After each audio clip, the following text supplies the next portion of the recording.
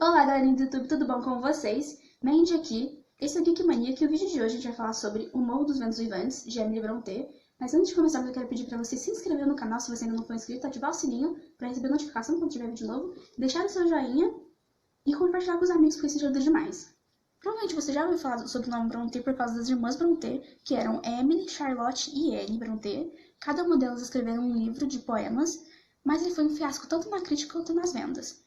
E aí elas decidiram escrever romances sozinhas, e isso foi muito bom para elas, porque a Charlotte Brontë escreveu o sucesso, que é Jane Eyre, e a Anne escreveu Agnes Grey, enquanto que a Emily Brontë escreveu O Morro dos Ventos Vivantes. Infelizmente, esse é o único romance da autora. A época em que elas publicaram seus livros foi no século XIX, então elas tiveram que usar pseudônimos masculinos, assim como a própria J.K. Rowling usou em Harry Potter, porque era uma época muito difícil para as mulheres. Se hoje já é difícil, imagina lá no século XIX, que era muito pior. E todo mundo achava que o astro da família seria o Patrick, que era o irmão delas, porque ele terminou os estudos, porque ele era homem, que não sei o quê. Mas ele acabou sendo um alcoólatra, e muita gente associa o Morro dos Ventos Vivantes com ele, porque toda a característica desses personagens combina muito com ele, tanto que eu acho que o irmão delas foi a grande inspiração da Emily para alguns personagens desse livro. Como eu estava dizendo, muitas pessoas associam esse irmão mais velho como escritor de O Morro dos Ventos Vivantes por causa de toda essa associação que tem entre ele e alguns personagens, e porque a Emily Brontë ela era conhecida como uma pessoa mais introvertida, um pouco mais na dela. Então muita gente, quando descobriram que tinha sido ela escritora, muita gente não acreditava nisso. Porque, ela era muito tímida mesmo. A Charlotte já tentou ajudar ela a ser professora, mas ela não deu certo porque ela realmente não conseguia lidar muito bem com as pessoas. Mas eu realmente me sinto muito ofendida, mesmo que seja em outra época, eu me sinto totalmente ofendida em alguém dizer que uma mulher introvertida não pode ser uma grande autora e escrever um livro clássico tão incrível. Muita gente prega esse livro como um romance, mas se você tá afim de ler um romance de amor, algo romântico, esquece. Sério, esquece O Morro dos Ventos Vivantes. Porque O Morro dos Ventos Vivantes não fala sobre amor. Esquece. Todo mundo que fala que O Morro dos Ventos Vivantes é romântico, que elas querem um Radcliffe pra elas, ou um cara falar que quer uma Catherine pra eles, para. Isso não é saudável. Esse livro fala sobre obsessão de uma forma que eu adorei, o jeito que a autora falou sobre obsessão. E não é romance. Esquece. Você quer ler romance? Lê A Culpa das Estrelas, lê alguma coisa do Nicholas Sparks.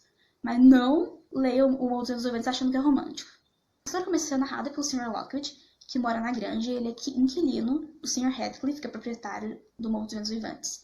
E aí um certo dia ele acaba indo visitar o Sr. Radcliffe, e de primeiro ele acaba achando tanto o Sr. Radcliffe quanto sua família pessoas muito rústicas, muito rudes, mal-humoradas, mas por causa de uma tempestade ele acaba tendo que passar uma noite lá. E aí no lugar em que ele fica, ele encontra um livro que fala sobre a família, que viveu lá por anos, e ele acaba achando tudo muito estranho. E aí, quando ele finalmente volta pra granja, ele encontra com a caseira dele e fala as coisas que ele viu nesse livro, e pergunta se ela sabe alguma coisa, e aí ela conta o quanto que ela sabe de toda essa família, que ela viveu no Morro dos Ventos Vivantes por muitos anos. Se eu não me engano, a mãe dela era enfermeira da antiga família que morava lá. E aí a história começa a ser contada pela Nellie Dean, que é uma pessoa que cresceu com duas crianças da família Earnshaw, que foi o Ridley ou Ridley, ainda não sei a pronúncia deles, desculpa, e a Katarina ou Catarina. Depende muito da edição que você está lendo. O antigo proprietário do Morro dos Ventos Vivantes, o Sr. Earnshaw, ele, numa viagem de negócio deles, ele acaba encontrando um garoto que ele não sabia o nome, sobrenome, ele simplesmente encontra ele na rua. Muitas vezes, dependendo da edição, fala que é um menino cigano e de pele morena. E ele simplesmente encontra esse menino e decide dar o nome da criaturinha de Radcliffe. De primeira, o Ridley e o Radcliffe acabam nutrindo ódio um pelo outro, enquanto a Cat, ela, mesmo sendo muito nova pra isso, ela acaba nutrindo uma certa paixãozinha pelo Radcliffe. Um dia todo mundo morre, e isso acontece com o Sr. e a Sra. Earnshaw. E a partir desse momento, o Ridley acaba se tornando o próprio capeta com Radcliffe. Ele humilha ele de todas as formas possíveis. Ao passar dos tempos, ele começa a nutrir uma amizade um pouco muito próxima com a Catherine. período, existe outra família morando nessa granja, que é os Lintons. Eles têm um filho mais velho chamado Edgar Linton. E aí a Catherine, num certo momento da história, ela acaba conhecendo ele.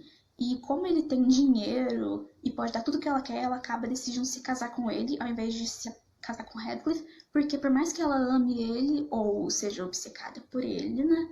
Ele não tem dinheiro e ele não tem um sobrenome importante, que eram coisas que ela queria. E aí, em um certo momento, depois de algumas coisas que acontecem, o Radcliffe foge do Morro dos Ventos Vivantes. E aí a Catherine se casa com o Edgar. Aí ela pede pra Nellie Dean ir junto com ela, ser empregada. E aí elas ficam muitos anos felizes lá na granja com o casamento da Catherine e do Edgar. 5 anos depois, o Radcliffe volta, rico. Não explica como é que ele ganhou esse dinheiro. Mas tudo bem. O que ele vai fazer? Ele vai terminar pobre da Catherine, né? Tentando causar intrigas no casamento dela. E ele também volta odioso, querendo se vingar de todo mundo, querendo se vingar de criança, de animal, até o Ar, esse cara quer se vingar. É incrível, ele tá com ódio de tudo. Parece que ele tá com o diabo no corpo dele, odioso. No correr do livro ele vai se vingando de tudo e de todos. Ele se torna, tipo, de primeira você fica com dó dele e depois você começa a odiar ele. E, tipo assim, os personagens, eles são assim em Morros Vivantes. Eles não são perfeitos. Não existe só o personagem ruim e o personagem bom como tem na maioria dos livros. São só pessoas que têm virtudes e defeitos. E, às vezes, essas virtudes e defeitos meio que se mesclam. E, tipo... a Emily Brontë, ela conseguiu escrever personagens tão humanos, tão realistas. Tipo, não é aquele mesmo clichê de sempre. Não é só o bem ou o mal. São pessoas que cometem erros e em algum momento da vida delas elas acabam pagando pelo que elas fazem.